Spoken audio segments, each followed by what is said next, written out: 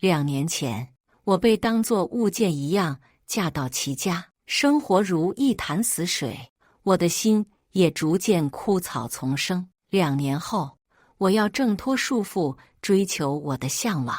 我那位每天流连花丛的丈夫却口口声声说不舍的，真假不重要，他可以继续当他的浪子，我就不奉陪了。亲情长相守，真情在人间。大家好，我是秋兰，欢迎观看《真情人间》。早上8点，我从床上自然醒来，床的另一边依旧平整光滑。不出意外，奇珍，她的丈夫，此刻正在不知道哪个女人床上。我毫无波动地起床洗漱，甚至还有心情拉开窗帘，好好欣赏一下花园新开的花。新开的兰花在微风中微微摇曳，美好的令人心折。家里佣人明显也很习惯这种早上只有一个主人的情况，只上了一个人的早餐。正在我慢慢舀着软糯的粥喝着的时候，大门传来声响，很快佣人的声音就传了过来：“先生，您回来了。”奇珍冷淡的声音随之响起：“安安呢？太太正在吃早餐。”我在旁边听着，只觉得奇珍实在是会在人前装模作样。我一边心里不无感情地想着，一边做好自己贤妻良母的样子。“阿珍，辛苦了。”说着，我吩咐佣人给他把剩下的早餐端出来。毕竟虽然他不一定吃，但是每天都会准备他的早餐。奇珍似乎很满意我的乖顺，面色缓和地坐下了。我和奇珍结婚已经2年了，一直保持着这么相敬如宾的状态。和他结婚的时候，我有喜欢的人，他也有自己的白月光。我爸公司资金链断裂，面临破产，需要注资。他整天游戏人间，被家里逼着结婚。于是，这么2个心思各异的人就携手走进了婚姻的殿堂。婚礼如期举行，但是却独独不是办给2个新人的。我本来想着，事情到了这一步，那就好好过日子，相敬如宾不失为一种选择。但是显然只有我这么想，齐少爷也不可能为了我放弃外面的花花世界。刚开始只是衣服上隐隐约约的香水味，然后是衬衫上明显的口红印，最后是瑜伽晚的回家时间。我试图找他谈过：“阿珍，最近公司很忙吗？你每晚这么晚回来？”他神色淡淡：“有点。怎么？你想我早点回来吗？”我依旧不太适应这种亲近。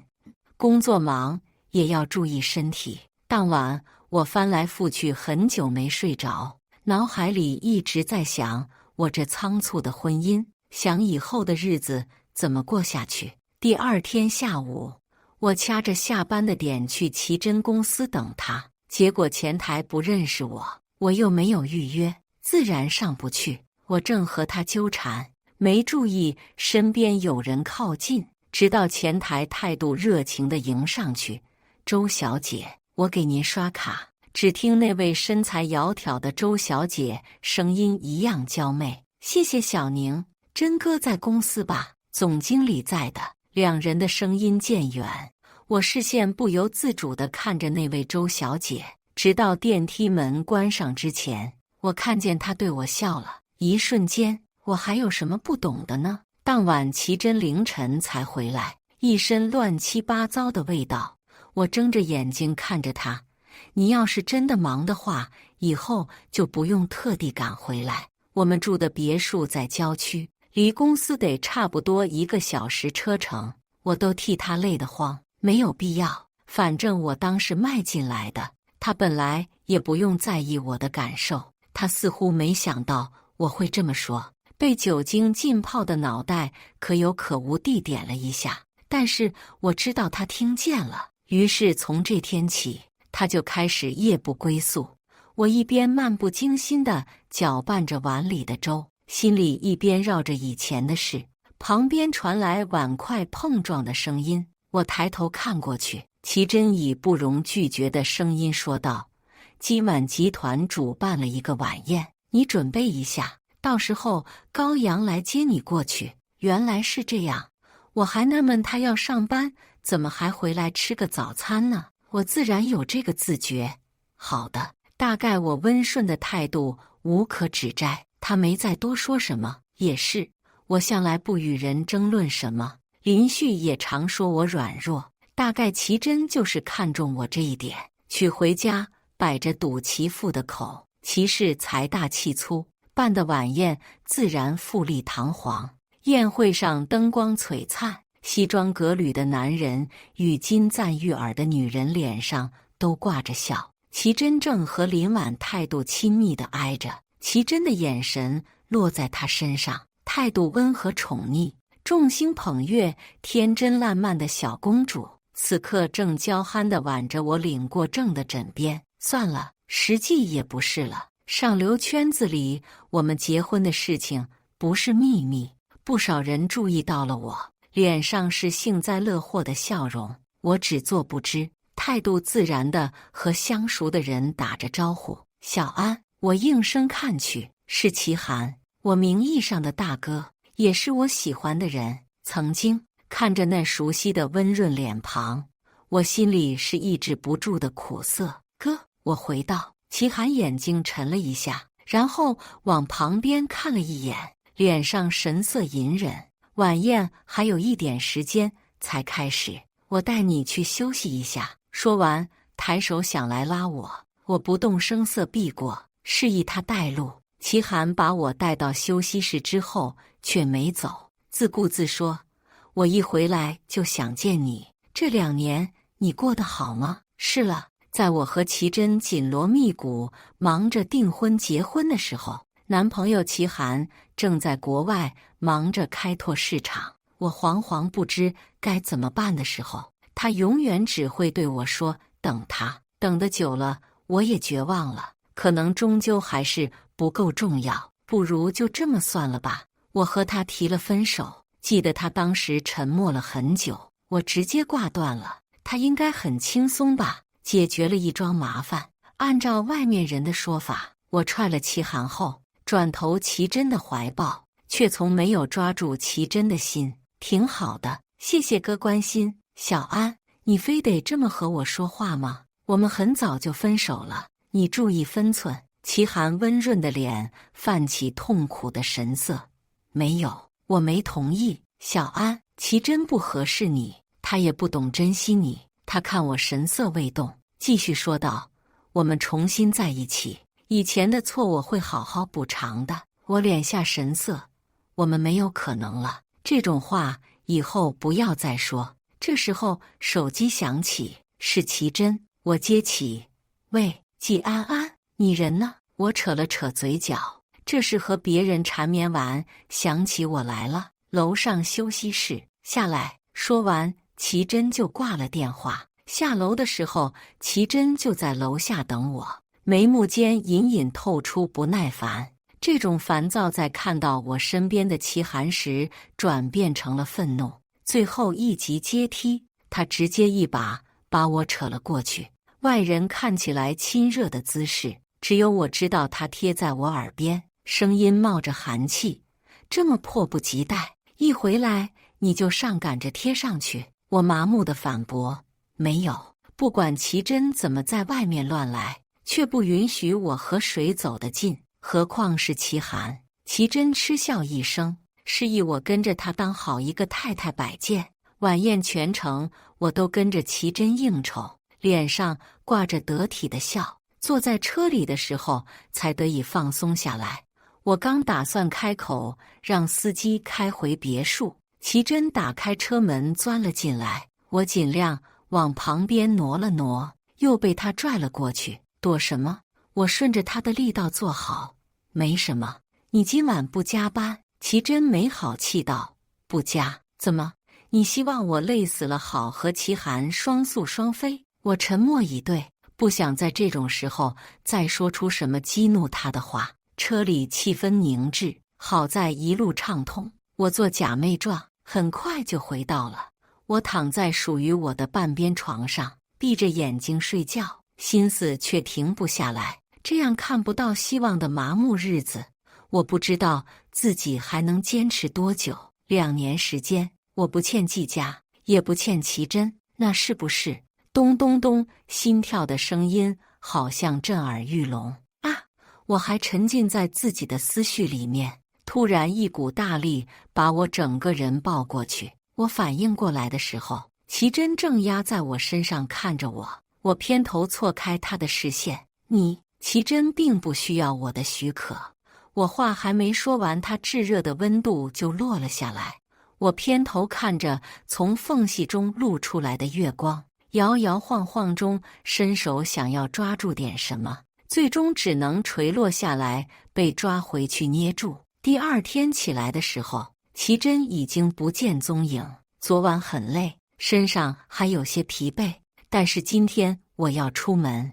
我在艺术学校里教钢琴，每周1、3、5有课，一上就要上整半天。今天匆匆赶到学校，来不及歇息就要开始上课。一上午下来，坐在办公室都不想动了，但是还有事需要处理。抬手敲开门，得到允许后，我才推门进去。院长，小季啊，坐。这样啊，叫你过来是想给你看一下这个。我伸手接过文件，是今年公派出国深造的文件。院长解释说，今年想让你去，你是年轻教师里面有潜力的，学院的后续发展需要人才，一个我没有想过的选择出现在眼前。这个我回去考虑一下。院长很宽容，没问题的，半个月内回复我就行，毕竟还要和家里人好好商量一下。我没再多说什么，点头应下，谢谢院长。当晚奇珍没有回家，我坐在桌前不停翻看文件，心里很向往。自结婚以来，很久没有过这种感觉了。第2天我才刚醒，奇珍的电话就打了过来，让我送套她的衣服到公司。自从那次撞见那个女人之后，中间我被她带去过1、2次公司，当时前台惊讶尴尬的模样很有趣。直到我打开休息室的门前，我都没想到我的神情居然还可以比她更难看。男人女人的衣服落了一地，奇珍自己的衣服皱巴巴地散落在床边，一看就知道发生了什么。奇珍赤裸地躺在床上，身上搭了块被子，漫不经心地看着我说，还挺快。我心里苦涩，收到消息我就出门过来了，生怕慢一点奇珍又抓着什么由头发作。如果我能看到的话，我想我的眼里一定满是屈辱。奇珍何至于做到这地步？我喉头发紧。你故意的。奇珍不在意。那又怎样？你凭什么管我？说着不知道想起什么，嘴角勾起讥笑的弧度。而且你自己做不到的事情，还不让我找别人吗？我一下子顿在原地，表情空白。什么？你自己不知道吗？你在床上的样子就跟一条僵硬的死鱼一样。我头一次被这么直接的羞辱，抓着衣服的手都在发抖。我不知道怎么下的楼，走出大门的时候，被初升的阳光照得都有些发晕。身边伸来一只手抓住我的胳膊。小安，你怎么了？是齐寒，西装笔挺的刚来上班，就撞上我，脸色不好的往外走。没事。我想扯下他的手。你这哪里像没事的样子？跟我走。说着把我带到了一家小早餐店。这样子的小早餐店，以前读书的时候经常一起去，后来就再没有了。齐寒径直给我点了一份海鲜粥和一小屉蒸饺，热乎乎的放在桌上。早上赶得急，没来得及吃早餐，这会儿确实饿了。为了奇珍饿肚子不值得，我拆开筷子就吃了起来。小安，你还是和以前一样。齐寒语气中满是怀念。我已经懒得理他了。齐寒不知道是真不懂还是装不懂。2年前结束了就没有可能了，但是他大抵只想自己要什么，不想我愿不愿意，也不想自己能不能承受。他虽然比齐真大，却是其父养在外面的私生子，后来不知道怎么接了回去。但是我想，他的日子不一定好过。2年前迫于压力不敢吭声，现在又不知所谓的来招惹我。我吃饱了，擦了擦嘴，以后别这样了，齐真不值得。我不想看你受苦，你和我一起去国外吧。齐寒还在试图说服我们没可能。谢谢你的早餐，我先走了。说罢拿起包，不管他的反应就走了。我今天没事，也不想回去，就自己一个人到处走。中午走到艺术中心，想着看看有没有什么可以不用提前预约的音乐会，最后发现想听的都要预约，我只好作罢。这时候里面正好有人出来，我打算避开人群先离开，只是这时候我听见了他们谈论的声音，其中一个名字让我下意识地回头去看，人群已经很近的，他们也看到了我。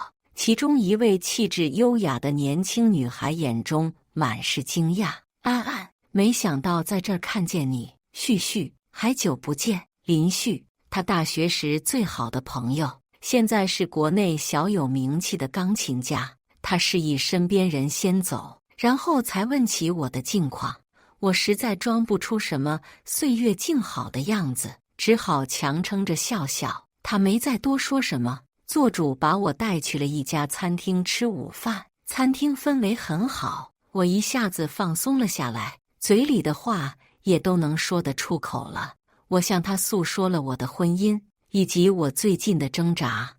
我想去深造，爱情和婚姻已经满是绝望，我不想放弃最后的光。林旭轻轻问我：“他会放你走吗？”“不会。”“那你有没有想过离婚？”“想过。”“好，有什么事可以找我，我陪着你。2年后再相见。”当年院里的音乐双星，一个熠熠生辉，另一个已经暗淡很久了。但是我想我还来得及。和林旭在一起的时光是近来少有的，我感到放松的时候。我们又一起待了很久，又共用了晚饭。我回去的时候，齐真在餐桌上坐着，饭菜看得出来还没有动过。一看到齐真，那些恶心人的画面好像又涌了上来，但是我清楚自己没有发脾气的资本，只是淡淡道：“我今天在外面吃过了，就不吃了。”齐真恍若未闻：“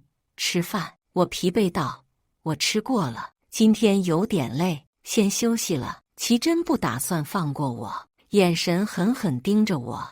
我说吃饭，我识趣地走过去，端起碗，麻木地往嘴里塞东西。晚间我刚洗完澡，坐在镜子前，齐真就进来了，边走边问我今天去了哪儿，回得这样迟。我说和以前同学见面，太久没见叙旧晚了些。他好像不太满意，走过来捏过我的下巴，把我的视线强行转过。以后没必要的人都不要见，知道了吗？我沉默不语。他加重了手上的力度，听见了吗？我突然觉得一刻都等不了了，直视他说：“齐真，我们离婚吧。”他神情一下子更难看了，脸上风雨欲来。怎么不让你和野男人见面就想离婚？你想都别想。我这2年对你言听计从给，从来没有要求过什么，你放过我不行吗？话一出口就停不下来。你现在已经不用被人逼着干什么了，我对你一点用都没有，何必留来看着生厌？我的东西不要了，也不会便宜别人，你安安分分就行。齐真冷漠道。我觉得很悲哀。齐真不同意，这个婚不会好离，但是既然做了决定，离不离我都不可能再装聋作哑地留在囚笼里。周3我就敲开了院长办公室的门，表示我决定申请出国深造。院长一脸欣慰，我也感觉到了久违的放松。后面的1个多星期，齐真依旧是不着家的状态。在此期间，我的各项手续都慢慢办下来了，再补一些，然后等到时间就可以走。眼看着新生就在眼前，心里升起久未有的期待。但是我没想到奇珍真的逼我到那种程度。一天下午，我下班回家，就看到奇珍坐在客厅，桌上就放着我出国的文件。我立马看向了家里负责打扫的佣人，似是感受到我的视线，他头更低了下去。我心里不无讥讽地想，奇珍防他防到了这种程度。奇珍不说话，我也不打算吭声，俩人就这么僵持着。最后他沉声说：“这是怎么回事？”我破罐破摔：“就是你看到的这样，院里派我去深造，我也想去就去了。你不打算和我说？”正要说的，你们自己这不是翻出来了吗？我嘲讽道。奇珍语气淡淡：“没有必要去，你要学可以请人来家里教。”我当时一口气不知道怎么顺下去，我甚至不知道该怎么和他解释，深造不是小孩子上辅导班，请不了人，而且我想去。奇珍很生气：“你在故意和我作对。”我已经疲于和他争论。没有，我说过，我们可以离婚，这样我们就互不影响，也不需要麻烦你。不可能！撂下这么一句话，奇珍就上楼进了书房。我实在懒得理他，晚饭随便吃了2口，就回房间继续准备剩下的材料。我本来以为事情就这么结束了，一直为出国准备着。结果2天后，院长的电话打过来：“小季呀，出国的事情可能得先放一放，以后有机会还是可以去的。箭在弦上，就这么说改就改了。奇珍找您了。”学校虽然不受齐家控制，但是齐家每年的捐赠都是一大笔资金。我理解学校的难处，但是只觉得身上阵阵发冷。挂掉院长电话之后，我直接给他打了过去。一被接通，我就按捺不住自己的怒火：“你找了学校？”奇珍语气仿佛在讨论小猫小狗的去留。我说了，你走不了。我简直无法忍受。奇珍，我们离婚，我受不了。奇珍直接挂断了电话。我看着被挂断的手机，心里一片悲凉。我和奇珍终究连最后一丝体面也不会有了。低调的咖啡馆里，我心不在焉地啜饮着。很快约的人就到了，是一个穿着夹克外套和牛仔裤，有着利落短发的女人。看得出来，她很善于应对这种委托。调查老公外遇是吧？我点头。主要是拍照取证，然后不要被发现。她盯着我看了2秒，开口道：“行，你可以叫我芳姐。如果需要律师的话，我也可以给你介绍。我有请律师的想法，但是我打算再想想，和奇珍的官司没有那么好打。”后面的时间里，我又和芳姐详细沟通了我的需求。在听到奇珍的名字时，她态度也很从容，这让我更加安心。又过了一段时间，我开始考虑离开。我已经无法忍受这个生活了2年的环境。林旭知道了后，主动提出帮我找房子，我很感激他，因为单靠我自己很难神不知鬼不觉找到一个新的住处。我甚至还不能表现出过分的异样，否则家里的佣人会察觉。奇珍虽然大多数时间不在家，但是她的眼线却到处都是，甚至学校里最近都出现了关于我的留言。1个月后的周一早晨，我和往常的点一样出门，但是我没有把车开到学校，而是开到了一个最近的商场。下车走过监控死角，上了林旭安排给我的开往另一个城市的车。除了必须的证件，我什么都没有带，将我的前20几年都留在了那座城市。我的辞职邮件设置了定时，在我离开的路上就会出现在院长的邮箱。林旭给我找的房子很好，隔绝了所有消息之后，我难得的过了一段清闲日子。这是一座南方小城，山清水秀，很让人放松心情。当地没有飞机场，没有火车站，交通很不便，但是却很合我的心意。又1个月过后，我去营业厅补办了之前的电话卡，重新买了个手机。之前用的一直是林旭的备用机，卡也是他的。还没等我熟悉这个手机，就有电话进来了，屏幕上是大大的奇珍2个字。我看着只觉厌烦，索性挂断拉黑，然后点开通讯录，找到徐倩的电话号码拨过去。徐倩是奇珍的妈妈，也是外人熟知的徐夫人。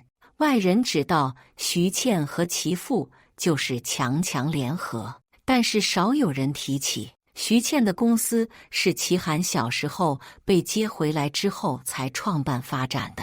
我妈没走之前，和她也是很好的朋友。我和奇珍结婚这2年，也时常关心我，只是我从来没有和她说过婚姻里的种种。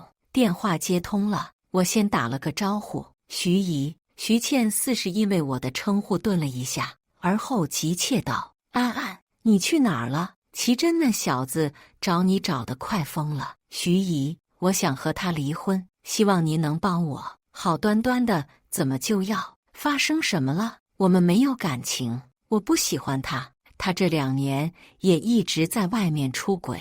我顿了顿，而且我想好好学钢琴，我想去国外。但是奇珍，徐倩声音依旧平稳：“安安，别哭，你给我点时间，我先查清楚。”好，谢谢徐姨。挂断电话后，我把芳姐拍到发给我的照片给她发了过去。回到家以后，一个陌生号码出现在手机上，我随意的接起：“喂，季安安，你在哪儿？”声音嘶哑。我猜的没错，是奇珍，不在云城了。我漫不经心道：“我当然知道你不在云城，我他妈问你现在在哪儿？”他还是一如既往的暴躁：“你不是有本事吗？自己查。”说完我就挂了电话。奇珍查到地方到赶来这边需要一点时间，希望徐倩动作快点。不过过程怎么样不重要，结果达成了就可以。奇珍比我想象的还要快。第2天晚上，我正准备睡，门口就传来声响。透过猫眼一看，奇珍风尘仆仆的身影就在门外，手上焦躁地按着门铃，然后不停地拿手拍门：“季安安，我知道你在里面，开门，开门。”大概1分钟的样子，他掏出烟点上抽了一口，继续拍门：“季安安，你再不出来，你就什么？”我拉开门，这时候我才发现他眼里都是红血丝，胡子拉碴，衣服也不如往常光鲜亮丽。奇珍扔下烟走过来抱我：“安安，我们不离婚。”真奇怪，他好像到现在才反应过来我说离婚有多么认真，而且他抱我的力度大得让人误会。我手上用力想推开他，放开，手上力度更加大了。我愈加厌烦：“你现在装模作样是想干什么？放开！”奇珍放开我，2手捏着我的肩膀，低头盯着我：“马上和我回去，我可以当作什么都没发生。”我顿觉荒谬：“回去？回去继续给你当个摆件吗？”齐总想要的话，大可重新找个更合心意的。他眼神发红：“我没有那么想，我是因为喜欢才和你结婚的。这可能是我今年听过的最大的笑话。”“哈，你要不要听听你在说什么？想想你做了什么。”“奇珍，你想学音乐是吗？我可以同意，但是最多半年，我安排人陪你去照顾你。”“不必了，奇珍，是和你这样的日子，我一天都过不下去了。”奇珍似乎颇为不理解：“你到底有什么不满？非得离婚？我还不够包容你吗？”我直接笑出声：“你奇珍每天在谁的床上醒过来，自己都记不清了吧？你现在问我有什么不满？”奇珍对上我讥笑的目光，好似才反应过来自己的荒唐。“没有，不是，安安，我是不想伤害你。你不喜欢的话，我以后不了，我们好好的。”我不闪不避地盯着他：“不用，我只要一张离婚证，你爱找谁找谁。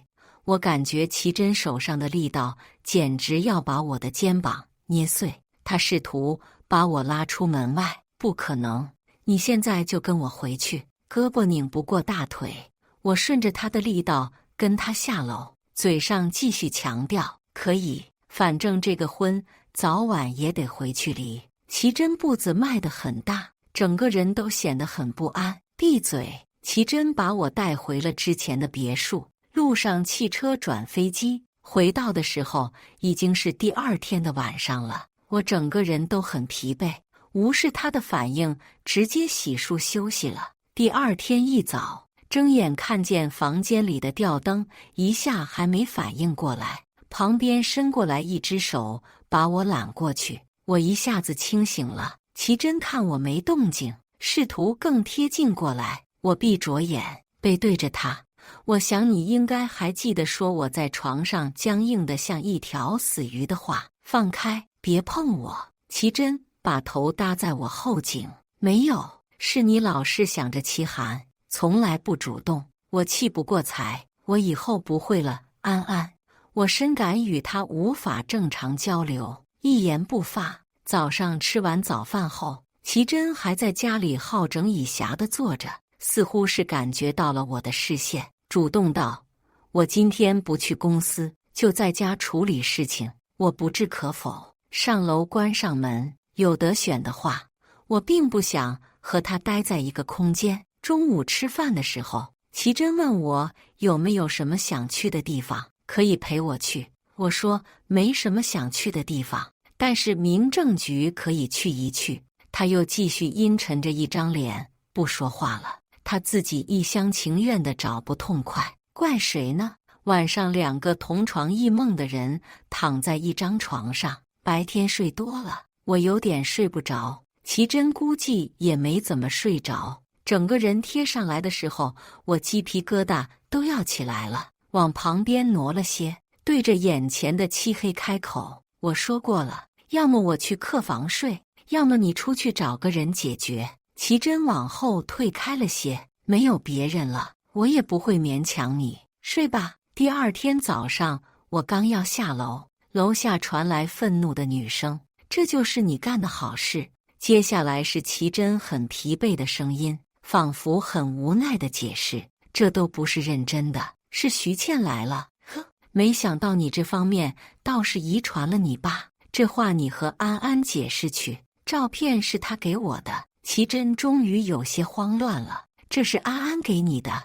我往后靠在门上，心想齐真还知道心虚呢。那些照片历时1个多月，他身边不同的人就可以直接凑一桌麻将。当时看到照片的恶心感还历历在目，洗澡的时候恨不得把自己的皮都搓下来。徐倩失望的声音继续响起：我这2年对你关注确实少了些，从来不知道你这么荒唐。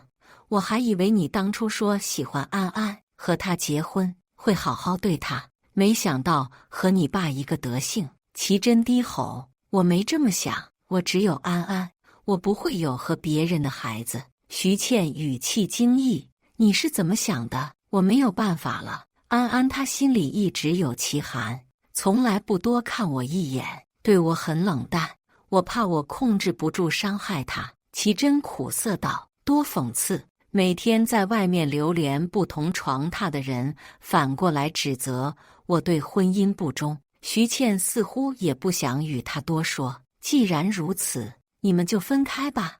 我今天来就是要把安安带走的，不可以。好，我从楼上走下来，齐真目眦欲裂：安安，你不能这么做。我反问他，为什么不可以？如果我像你一样，每天在外面胡来，转头却说不要在意，我是喜欢你的，你信吗？我不再管他的反应，径直走向徐倩。徐姨，谢谢您，我们走吧。手上一紧，齐真在我错身而过时攥住了我，我怔了一下，轻松抽出了手，头也不回地随徐倩离开了这里。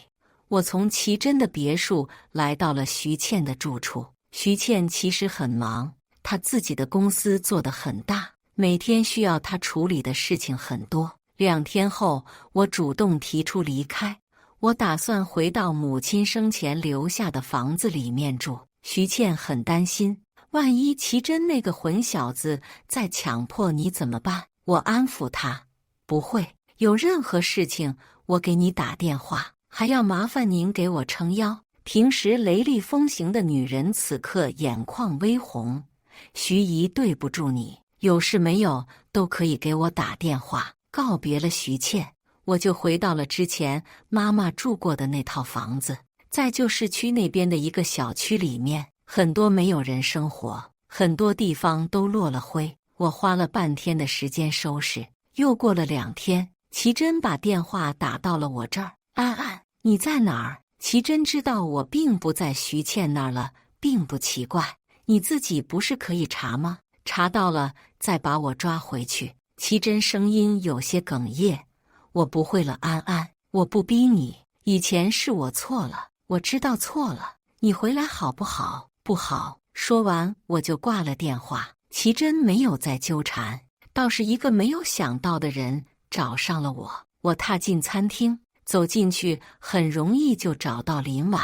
找我什么事？林婉不复我在晚宴上看到的活泼明媚，穿得很素净，面对我时整个人显得手足无措。安安姐，我可以这么叫你吗？她看起来更忐忑了。我找安安解释，齐真哥的事情，他最近状态很糟糕，2天没去公司了。我问高阳的时候，他说齐真哥在家里没日没夜的喝酒，因为安安姐要和他离婚。我声音愈加冷淡，所以你找我干什么？齐真这种人，他要是要的话就拿去。他声音更加低下去。齐真哥从来没有这样过，他做错什么了吗？安安姐能不能不要离婚？我顿时不是很能理解这小姑娘。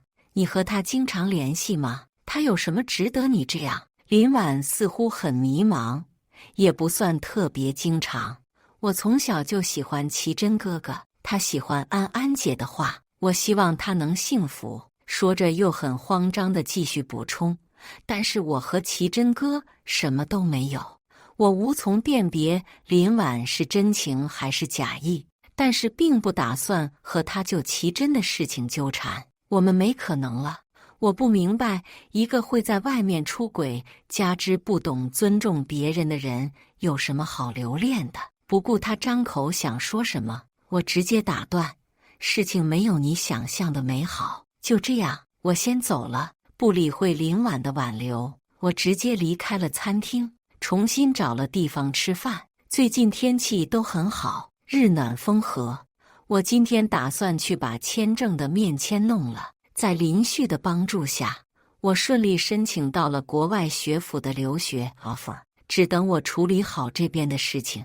面签过程很顺利，但是还需要等出签。中午吃完饭，又在外面约人坐了会儿。回去的时候已经接近4点，电梯门刚打开，我就看到门口有人。齐真背挨着我门口坐在地上，估计是听到电梯的声响，抬眼望过来，整个人看起来精神不太好的样子。算算日子，法院的传票应该已经送到他手上了。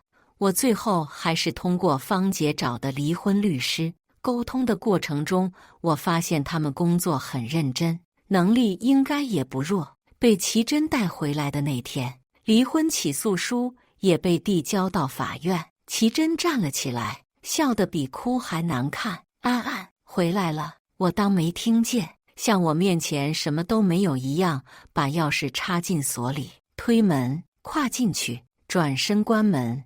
但是我关门的动作受到了阻碍。齐真一只手抵在门上，不请我进去坐坐吗？安安，我等了好几个小时呢，有这个必要吗？我脸上没什么表情。齐真故作轻松地笑了笑，我们还没离婚呢，传票收到了。既然如此，你就知道这个婚你同不同意我都铁了心要离。齐真头低了下去，我知道，但就算离婚了，我们也不至于老死不相吧。至于，但是我听出了他话里的松动之意。进来吧，不用换鞋。奇珍把门关上，边走边看。我还从来没有来过这儿呢。你以前住在这里吗？在他妈妈没生病，他还没回季家之前，气氛一下沉默了下来。我开口欲催促他，你要……奇珍突然揽住我，整个人稳了下来，力道之大，我完全动弹不得。很快，唇上就传来刺痛的感觉，感觉过了很久，人都要窒息了。被放开后，我呼吸都没喘匀，抬手就先给了他一巴掌。奇珍维持着被打偏过去的脸，嘶哑道：“我同意离婚。”他慢慢把视线转过来，我不想我们最后闹得太难看。你真想离婚，我们就离婚。我还是恨不得再给他一脚。简短道：“什么时候？时间你定。明早我们就去民政局申请。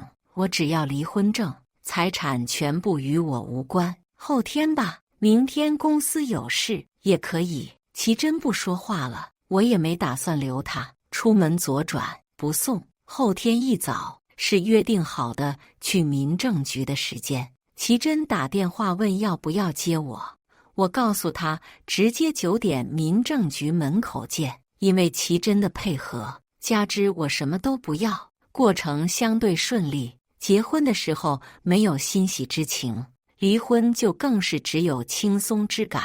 抛开不切实际的幻想，心境是从没有的开阔。但是现在离婚多了个30天冷静期，我有些难耐。所幸那边开学也还来得及，我打算在这1周的时间处理好剩下的事情，然后和过去好好告个别。还是熟悉的咖啡厅，芳姐和陈律师坐在一边，我和他们对面而坐。我很感激他们，没有他们，我可能还要走很多的弯路。芳姐应该也是个有丰富人生经历的人，但是她洒脱利落的姿态让我觉得什么都不必问，她现在必然是更满意的自己。林旭非要约我，用他的原话说就是以后不知道什么时候再见，要好好告别。我笑他煽情，都在一个圈子里，何况他那么厉害，去国外还不是轻轻松松。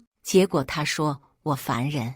最后我们一起去了雪山旅游，在那种一片白纯净的环境里，感觉自己很渺小，但是又奇妙地沉静了下来。雪山之行结束后，林旭有演出要演，我自己一个人又去了很多地方，海边、大漠、草原。草原晚上的夜空显得很低，仿佛一伸手就能触碰到星空。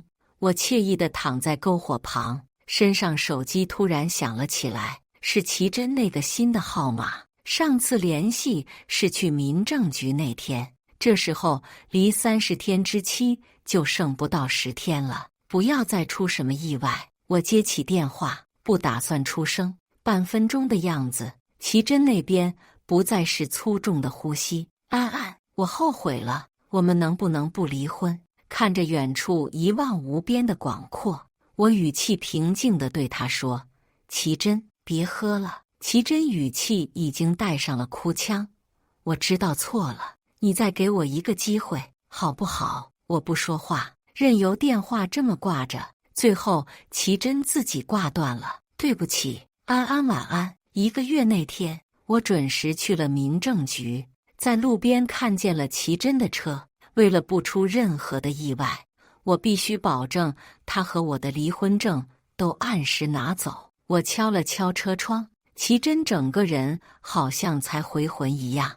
我不知道奇珍是怎么想的，脸色全程都很难看。我只觉得换了个新的本子，我的人生仿佛也开了个新的头。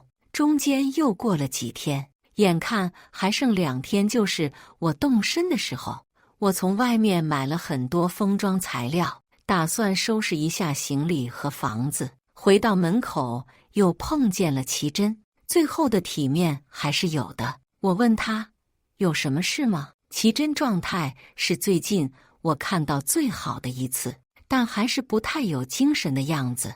我不由猜测，他可能正在经历三观重塑的阵痛。如果他有所长进，我认为这对他也是一件好事。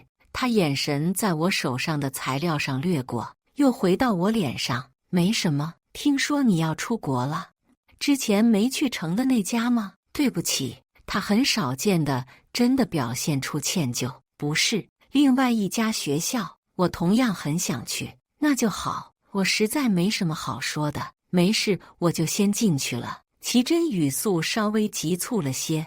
那天需要我送你去机场吗？不用，都安排好了。好，一路平安，谢谢。去机场的那天也是个很好的晴天。我东西简单，收了一个皮箱，重要证件都收在包里，上了约好的车去机场。机场愈近，我心情愈加激动。起飞前手机提示有消息进来，但是我径直将手机关机收了起来。飞机正在经历起飞的晃动，而我将乘坐它飞去我选择的未来。感谢大家的观看，欢迎大家在下方评论区讨论。如果你喜欢这类故事，记得点击订阅《真情人间》，并分享给更多的人，这会对我帮助很大。再次感谢大家的观看。